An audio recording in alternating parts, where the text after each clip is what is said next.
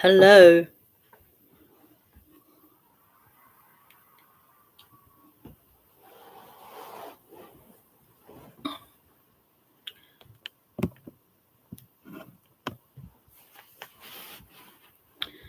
Hello and welcome to the stream.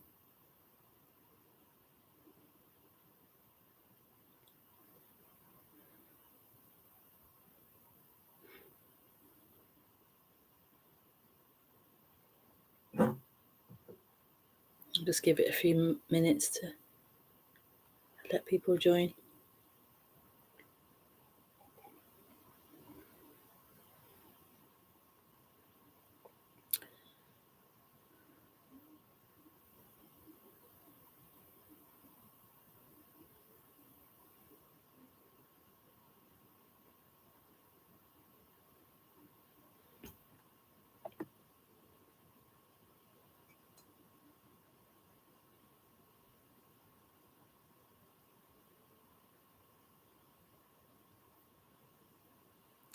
Just check the title. Outside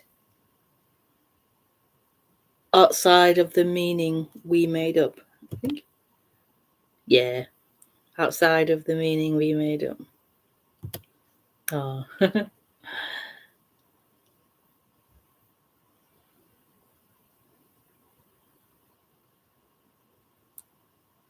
Have a dicky tummy. I don't know why it's called that, a dicky tummy. Have a funny tummy.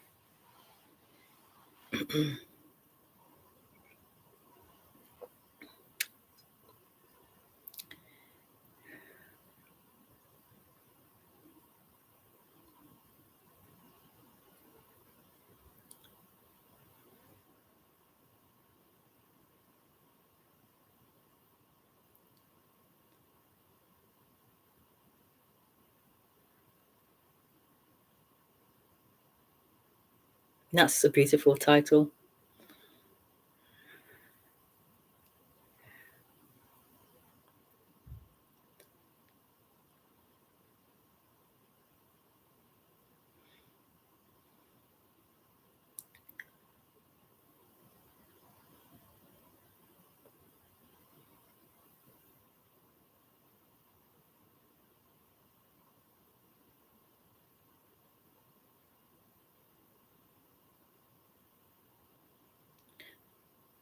I think this is one of, or if the hardest thing in awakening.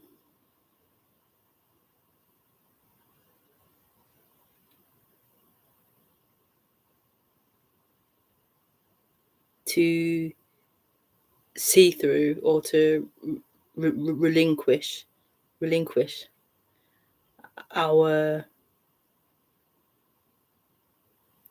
identification,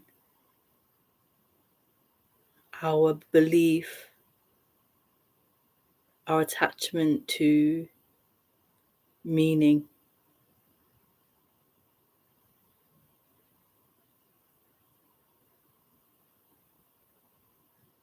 Our attachment to what we think things mean, and this made up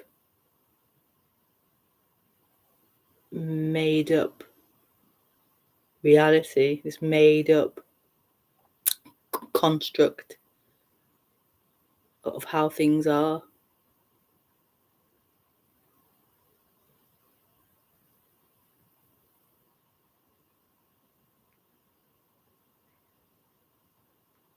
Of what is good behavior, what is bad behavior, what is morally right and morally wrong or incorrect.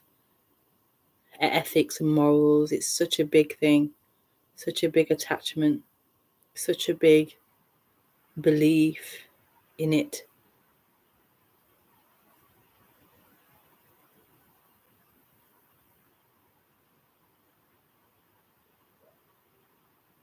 That this means right, this means wrong.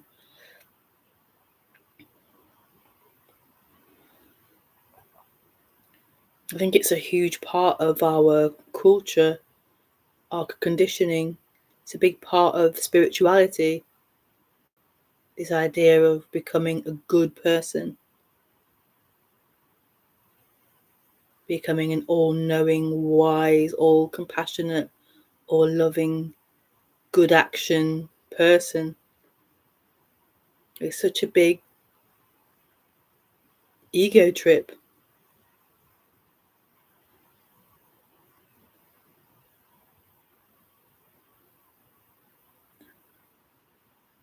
It's such a huge belief of what is good and bad, and what is right and wrong.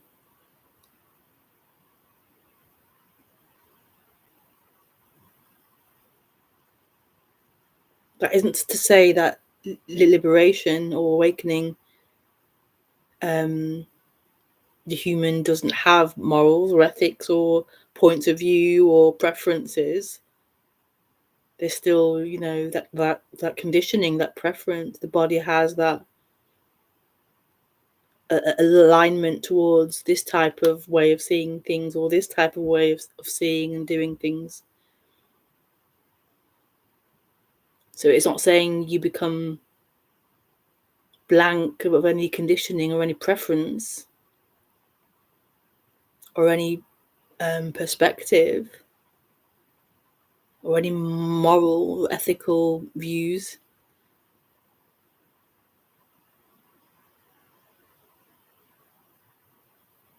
But it's such a big attachment.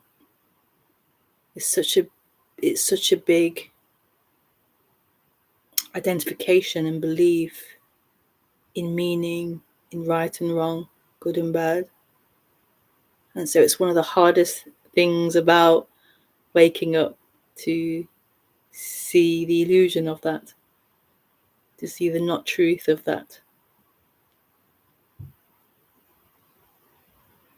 This isn't about good or bad behavior. That is so hard.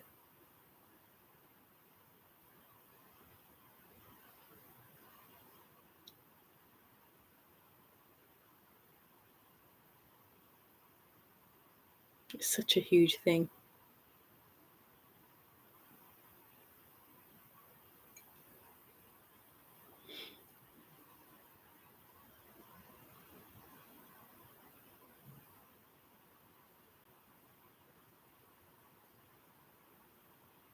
But it's the beauty of non-duality. It's the beauty of this. It's the beauty of this waking up, this liberation.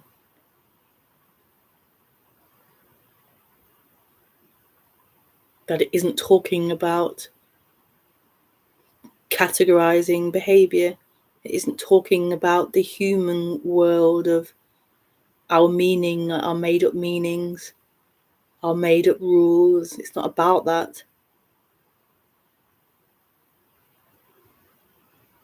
It's totally outside of that made up reality, that human reality.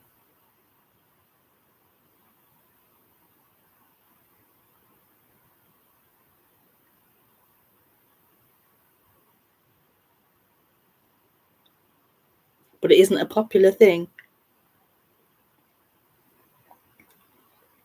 It isn't a popular thing.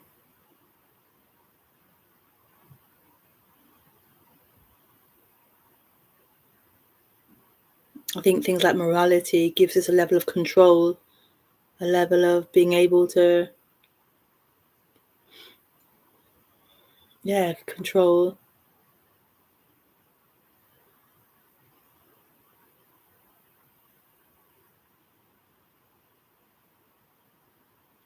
Like if morality and ethics wasn't a big part of our societal structure, then humans would be just animalistic or something, and aggressive and doing all kinds of immoral acts and behavior. And so having this moral rule of what is good and bad keeps everything in check, keeps humans in check and accountable.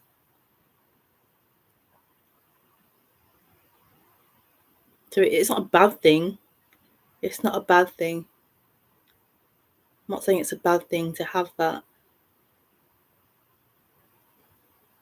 what I'm saying is what's being spoken about here is not to do with that reality. It's nothing to do with that.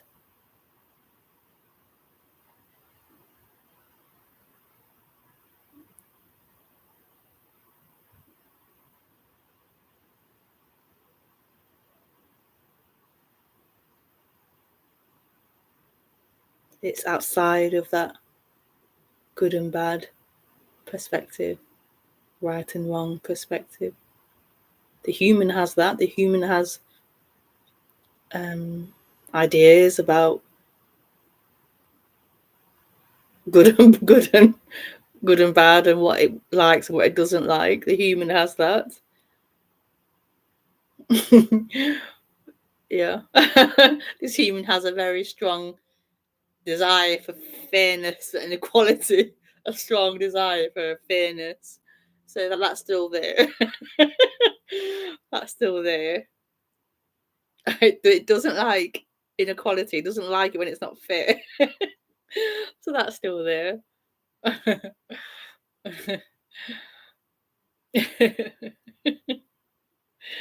It's quite yeah. Yeah. But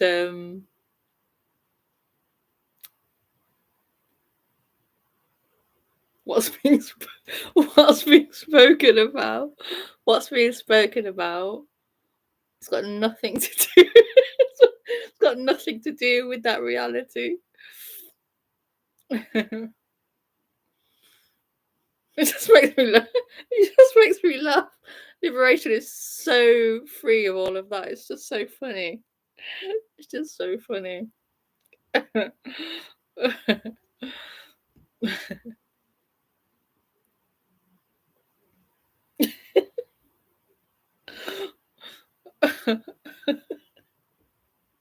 It's human in all their ideas. It's just so funny. It's so funny.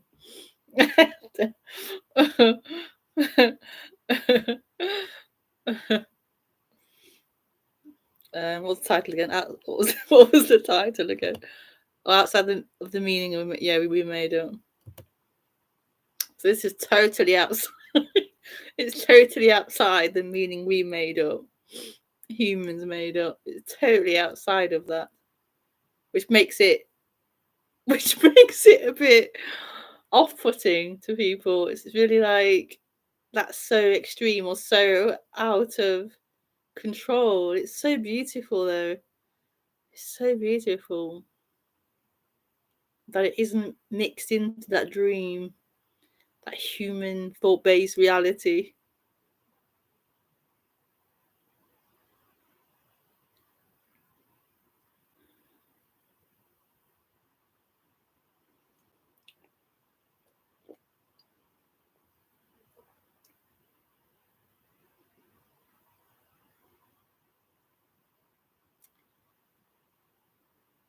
So what is non-duality?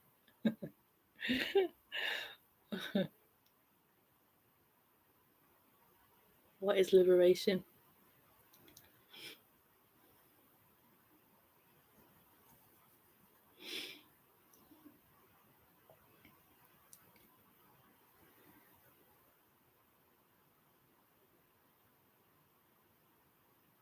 I love how Tony Parsons calls it the open secret.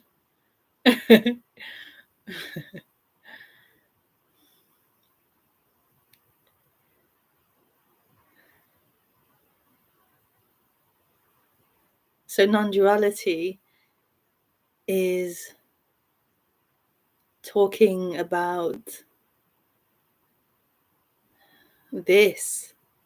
It's talking about this fullness that is happening. It's talking about everything. And it's talking about not a thing simultaneously. So it's talking about this silence, and it's talking about the sound of that train. You probably can't hear it, but it's talking about everything. These words that are being spoken, and this stillness, where there are no words being spoken, and one isn't better than the other. So that train or this speaking isn't better than this pause, this silence, this not a thing happening.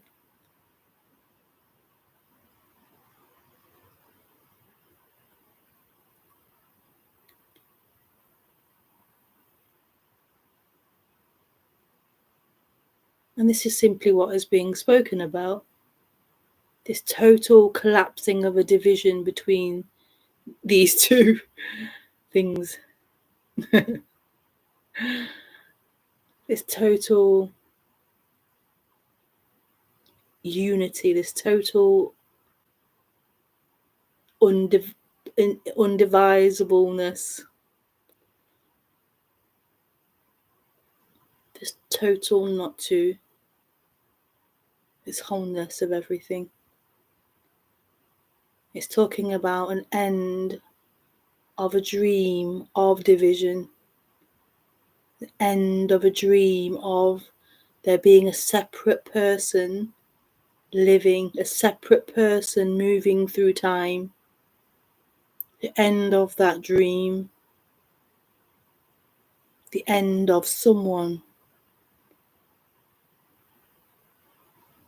That doesn't mean the end of thought or the end of communication or the end of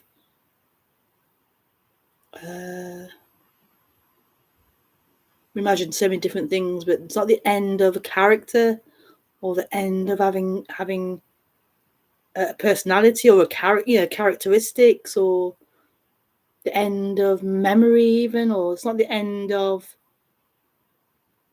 the human experience, but it's the end of a dream that someone is having a human experience. The end of someone living. So there is living, there is life, there is what is happening. But it's no longer being contained and owned and taken into a separate perspective or a separate reality. There is just life.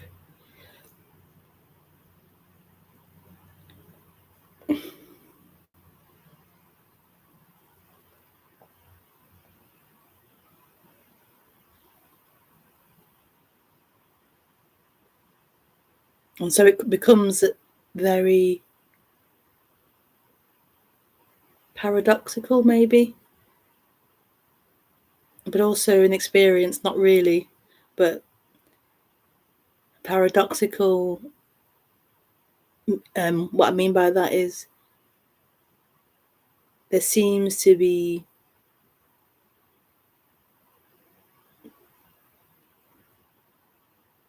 a human experiencing or a human experience, but there also isn't.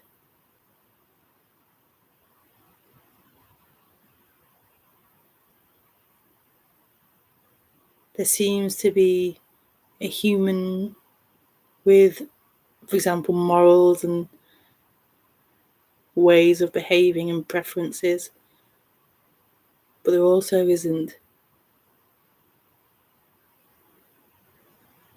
So paradoxical in that way, but in experience it isn't. It's totally one. It's totally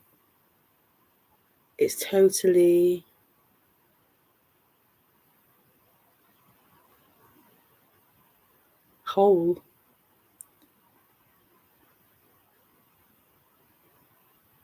Without contradiction, without paradox. It's totally the way it is.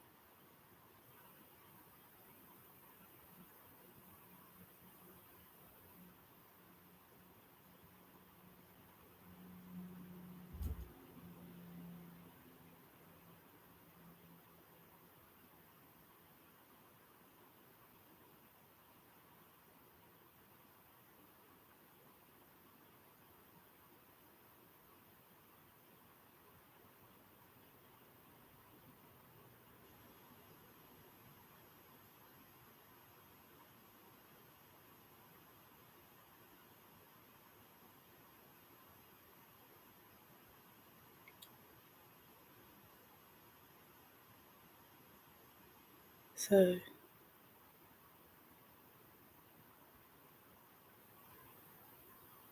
yeah, you're welcome to ask any questions about that.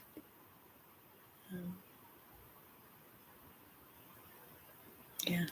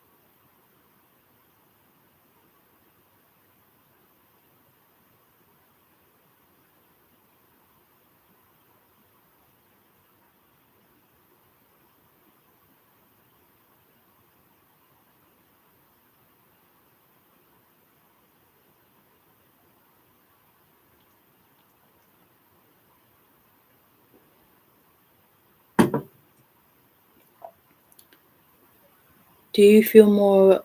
Hi, Harsha. Do you feel more at one with nature now after Story died? Um, there is nature. There is everything.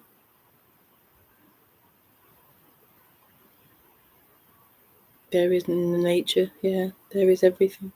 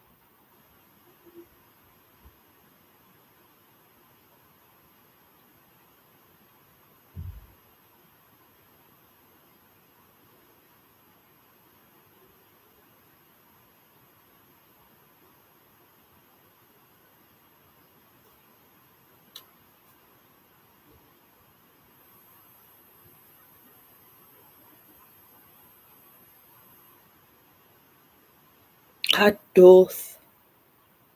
Oh.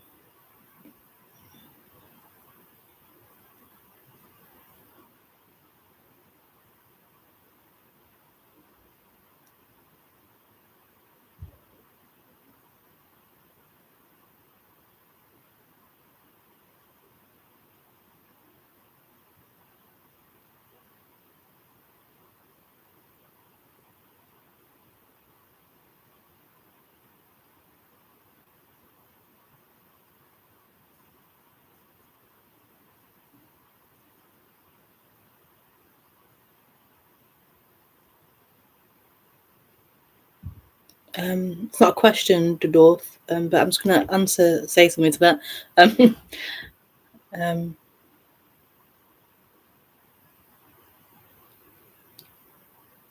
The seeker can never find it because it is not an it. Like, there's no it to find. Oh, but you have to be a seeker to find it. Can you say anything about it? The seeker can never find it, but you have to be a seeker to find it.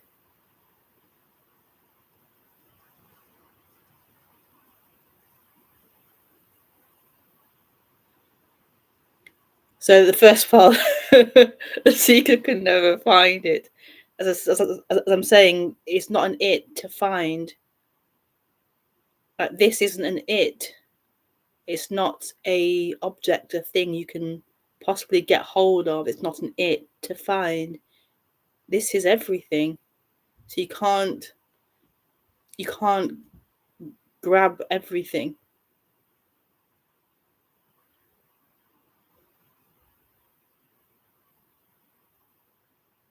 So the mind or thought can't grab everything. But you have to be a seeker to find it. I feel what you mean by that is there is the experience of being separate, seeking this subject, seeking this freedom that plays out in the story, the experience of being separate, and then this story of awakening, this story of finding that plays out.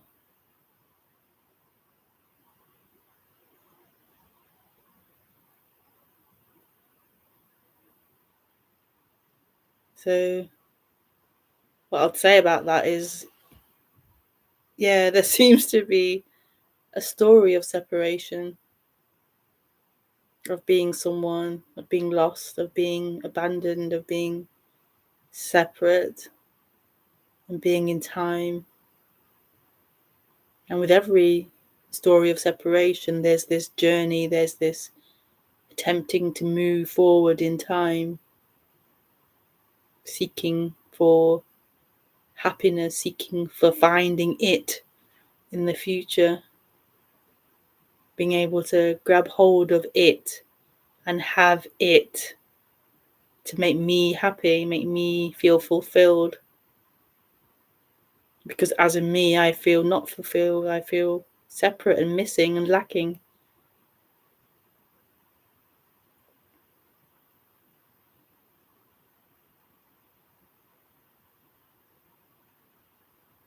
So that does seem to be the common experience of humans, to have this story of separation play out, this experience of being separate play out, with our really complex, complicated, developed brains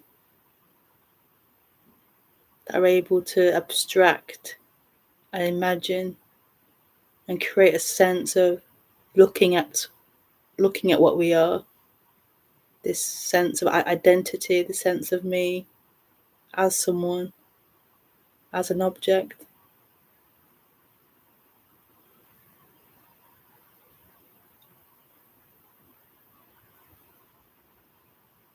But that's a sense of someone as an object. You're right, can never find anything it can hold on to, because there's nothing to hold on to. And it isn't an actual thing. It has no substance to it as a person, as a seeker, as a someone. And so it's lost in its own dream of being something solid, being something real, being separate. And then this dream of trying to find something it can hold on to.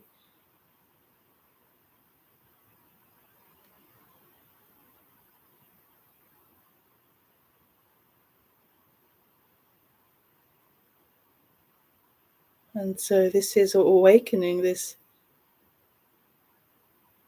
waking out of that delusion, waking out of that dream, the destruction of that dream of separation, that there is someone separate in time on a journey somewhere. That's actually who you are. That's actually someone having an experience. That is a reality. It's a destruction of that whole construct, that whole dream, that identification that happens.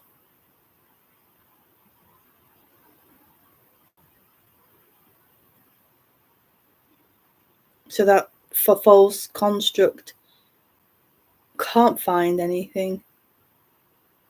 Not because it's doing it wrong or it's bad or it's not good enough or any of these things. It needs to find a better path or a better way. That isn't the reason why. That's what it believes. If it could just find the right thing, the right method, the right thing, the right teaching, the right step, the right activity, practice, perspective, knowledge.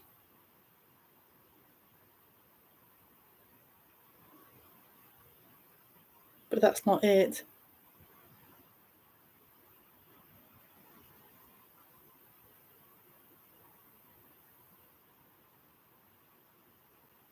It's a dream. It's a dream.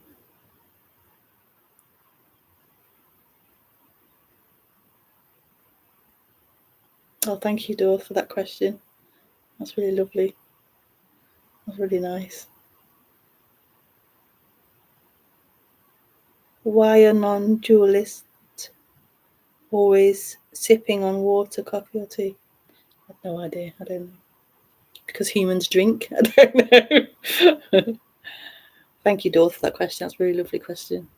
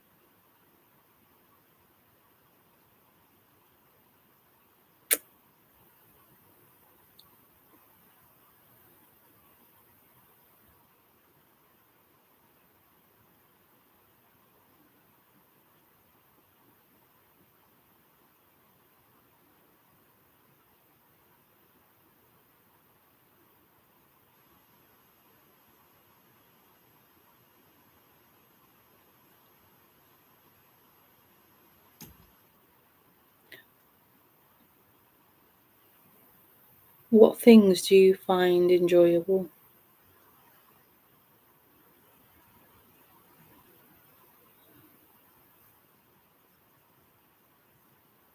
This is enjoyable.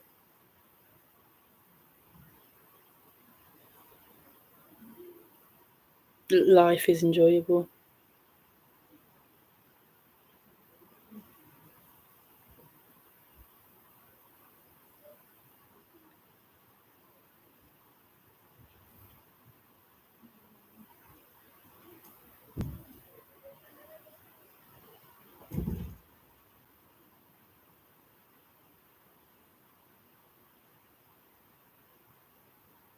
When you're in that sense of separation, is there this is constant looking for something.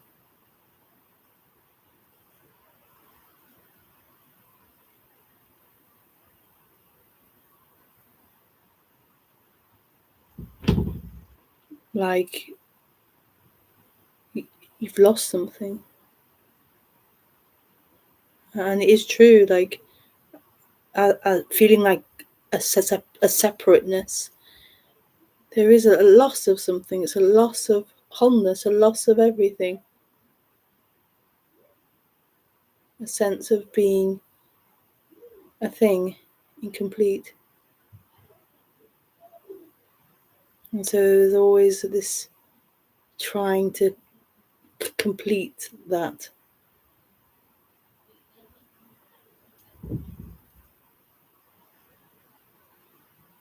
Complete that incompleteness.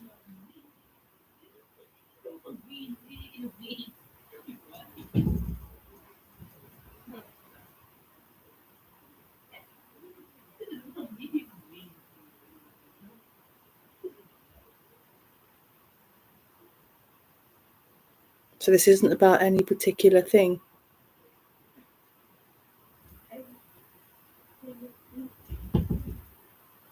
This is about everything.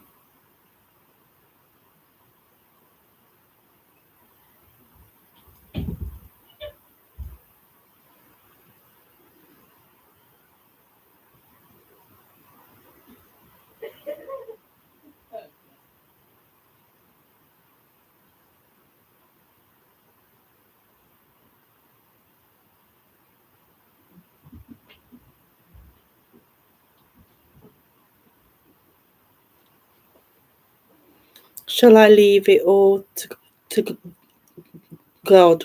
To God. This whole awakening process. Leave it all to God. I mean, you don't have a choice in that. You don't really have a choice in that. It's such an illusion that you do. That you have a choice, that you want that already. God is a like separate from that, and so you're. Can you hear the child laughing around? So, that you are a separate thing that has free will. You are separated out. God, God, God is like somewhere else, separate, and then you're separate from that, and you have this choice of shall I keep my control and try to do it myself, or shall I hand it over? like it's such an illusion that is a real that is real, that you are something. It's such an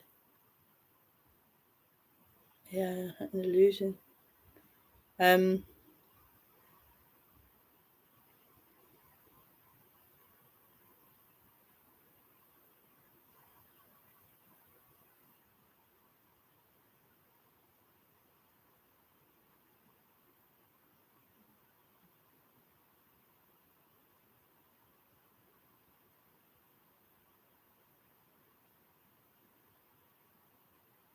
So yeah, I don't really have an answer to that.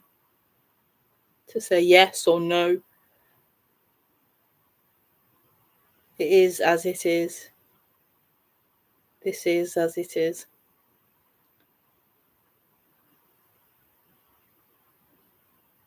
It's already handed over in a way. It's already handed over. The illusion of it ever being in your hands.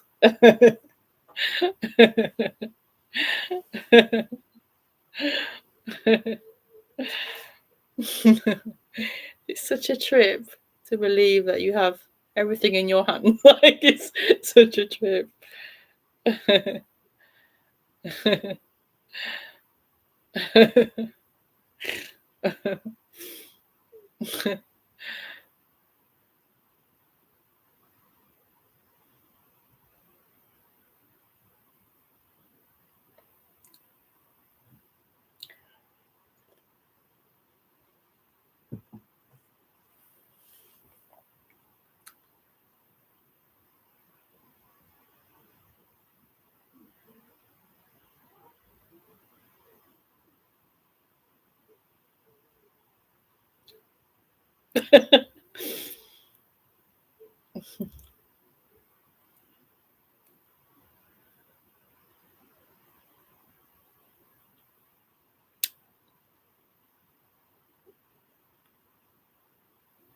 That's why it's such an illusion. The awakening, it's such an illusion.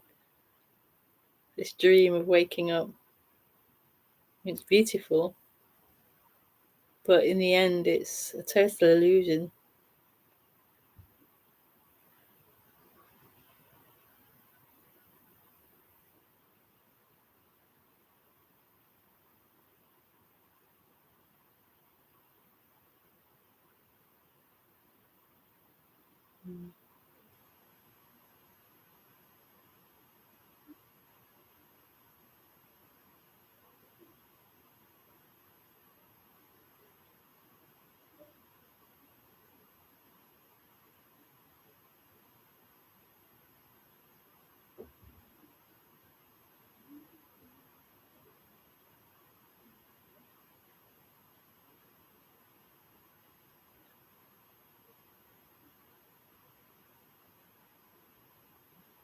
That this isn't whole already.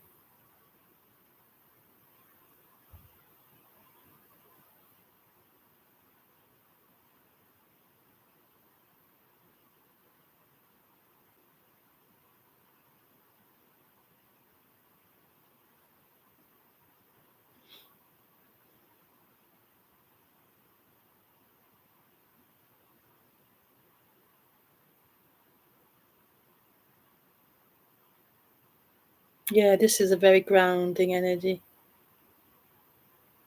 Grounding and also, yeah, grounding.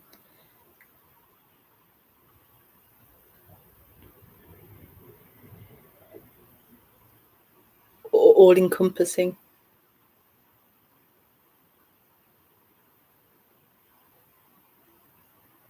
Unlimited.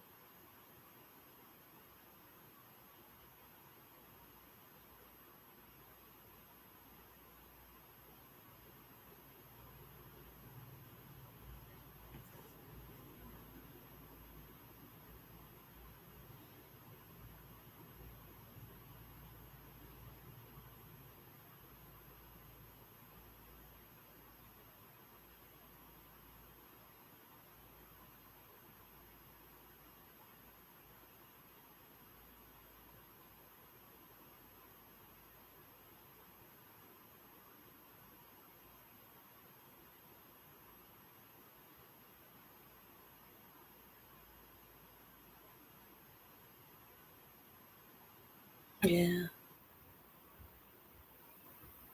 Yeah, it is such a beautiful communication. It really is such a beautiful communication of gratitude, of love.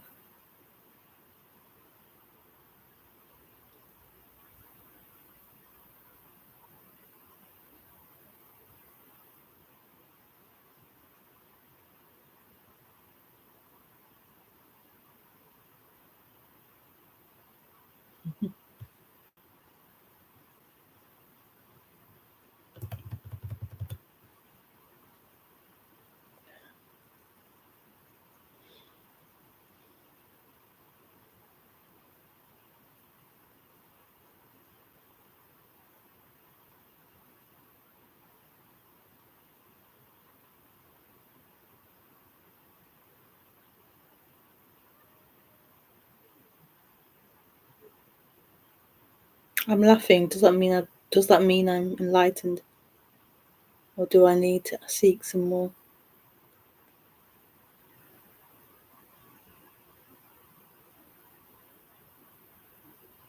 Is that a joke, or I'm not sure what you mean by that. If you're joking, or if you mean something else.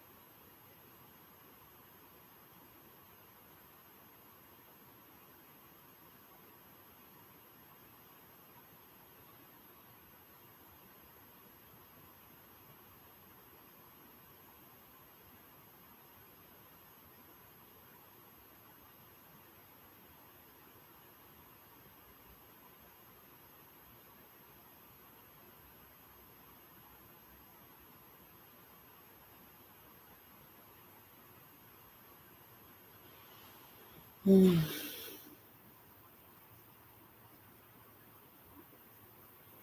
Yeah. So thank you.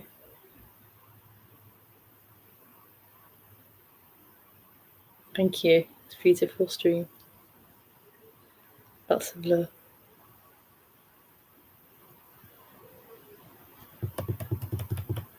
Bye.